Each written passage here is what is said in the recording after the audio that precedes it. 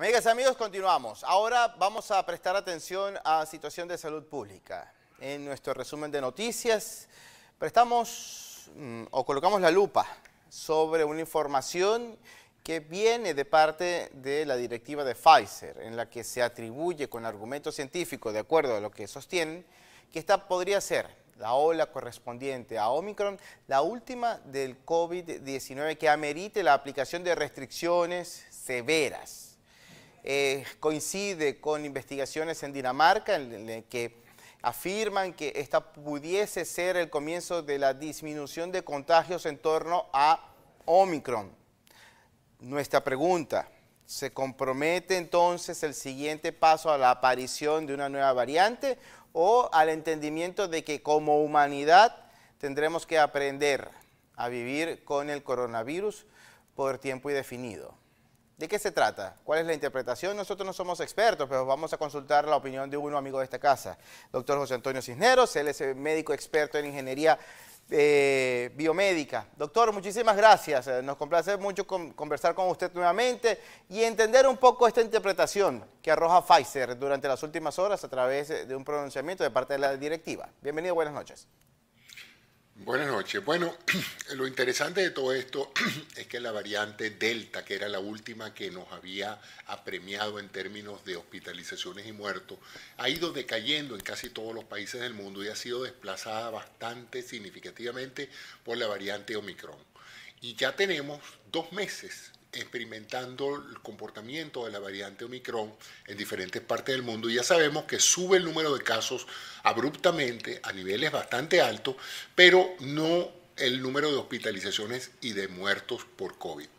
Esto hace pensar entonces que es muy infeccioso, poco letal y podría plantear la posibilidad de que ya las medidas de contención, es decir, las medidas sociales restringidas a limitar a la gente para que no se infecten, son poco efectivas porque la gran mayoría de las personas ya están inmunizadas en muchos países y de todos modos las personas tarde o temprano van a confrontar el contacto con el virus del Ómicron.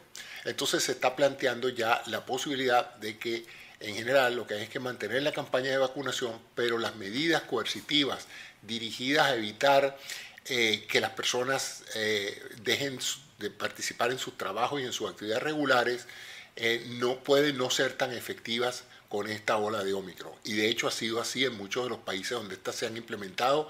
De todos modos, eso no ha parado la curva de ascenso de contagio y lo que sí podemos es mantener el uso del tapaboca y el distanciamiento social, pero ya no necesariamente lo que llamábamos el lockdown, que era el cautiverio completo de extensas partes de la población.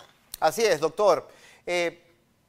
Queda todavía la probabilidad, el potencial riesgo de que se genere nuevamente otra variante, un nuevo linaje que compita, porque entiendo que existen entre ese ecosistema, dentro de condiciones virales, una competencia entre cada uno de ellos.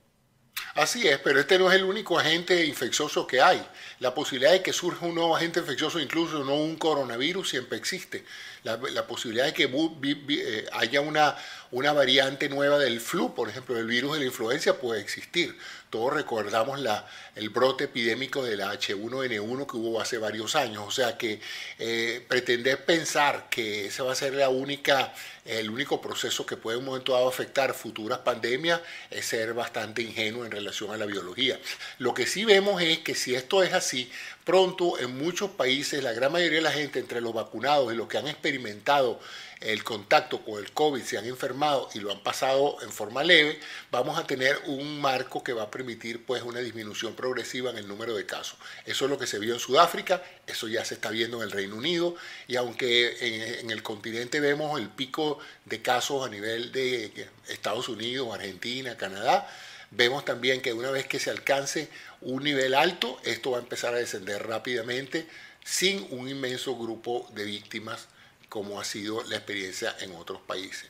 Ya está planteado por parte de Pfizer la vacuna, un refuerzo de la vacuna específicamente diseñada para Omicron. La anunciaron que podría estar en pruebas para el mes de marzo. Así es que todo hace pensar que si esta variante no muta hacia otra variante más compleja, es posible que este año o nos deshagamos de la presencia mayor, importante del virus del COVID, o entremos en una etapa de endemia controlable. Doctor, tenemos que hacer una muy breve pausa. Le pido por favor que nos aguarde tan solo unos instantes para hablar sobre lo que pudiese ser su opinión en relación a la validez de este certificado de vacunación completa que se exige por lo menos en Francia para asistir o entrar en lugares públicos, si eso puede tener impacto en caso de aprobarse en Estados Unidos. Sabemos las dificultades que existen para ello. Estamos conectados por la vía. Amigas y amigos, continuamos y retornamos a esta comunicación vía digital con el doctor José Antonio Cisneros. Él es médico experto en bioingeniería. Doctor, su opinión en torno a la validez, la entrada en vigor de la exigencia para ingresar en sitios públicos, así como en restaurantes y bares, de un certificado de vacunación. Se implementa en Francia. Algunos antivacunas temen a este tipo de medidas. Esto va a ser difícil de aplicar en Estados Unidos, en caso de que se considere. Yo lo veo difícil porque con el advenimiento del Omicron, donde muchas personas están adquiriendo inmunidad por vía de la infección directa y otros vacunados no han tenido mayores problemas manteniendo la salud a pesar de haber sido expuestos al Omicron, es posible que pierda la relevancia de obligar a la gente a presentar estos certificados de vacunación. Ya se le ha dicho hasta el cansancio que es para protegerlos de no desarrollar una enfermedad severa. Pero en la medida en que vamos a ver menos casos de Omicron por el hecho de que casi todo el mundo ya tiene algo de inmunidad, yo pienso que la relevancia y los problemas políticos de esto no van a ser necesario la implementación y mucho menos el enforzamiento del mandato de un pasaporte de vacunación.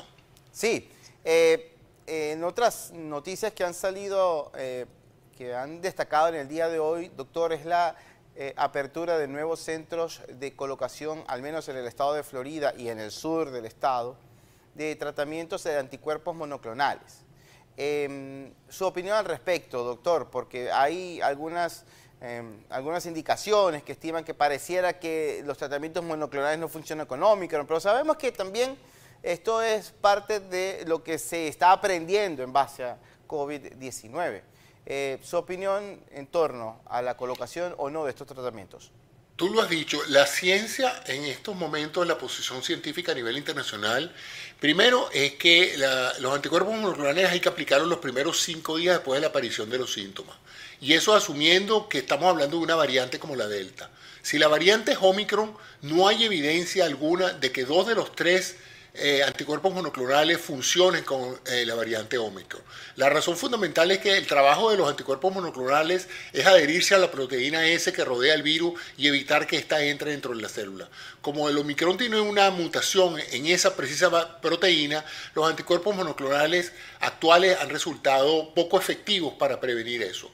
Lo que pasa es que por otra parte tú tienes una cantidad de pacientes sumamente preocupados y angustiados porque salen positivos, tienen condiciones previas, tienen más de 50, 60 años, y en esos casos pues es difícil convencerlos de que es inútil o innecesario la práctica de esto, y es posible que muchos insistan en que se les administren los anticuerpos monoclonales, sobre todo tomando en cuenta que no tienen certeza de que estén infectados con Omicron. Pero yo pienso pues que esto debe ser dejado para casos muy específicos donde los médicos ejerzan el criterio de quién debe recibir los anticuerpos monoclonales y que no sea el paciente que sienta que tiene o no que ponérselo. La pastilla Pfizer, un tratamiento también alternativo, doctor, y pareciera que muy recomendado, de acuerdo hacia allá apuntan algunos científicos, en que sea un objetivo para tener en casa en caso de tener que restablecer el sistema inmunológico en los primeros días de infección. Bueno, ojo, él no restablece el sistema inmunológico, él evita la replicación viral.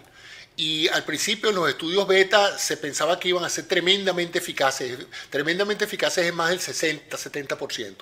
Las pruebas que se han hecho desde que la Administración Federal de Alimentos le asignó el permiso para administración de emergencia han demostrado que no son tan eficaces como originalmente se pensó, pero ciertamente es una alternativa válida para aquellas personas que tienen enfermedades subyacentes, tienen déficit inmunológico y se sienten un poquito preocupados de que si se enfrentan a una exposición al virus puedan desarrollar complicaciones.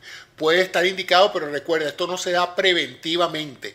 Esto se administra o se ordena por vía médica una vez que el paciente ha sido confirmado como COVID y está sintomático. O sea, si él tiene síntomas y tiene un examen de COVID por PCR o por inmunocaja de esa, si tiene eso positivo, entonces es elegible para eso, pero de nuevo eso tiene que consultarlo con su médico. Esto no es un fármaco que se puede usar libremente como que si fuera un simple catarro.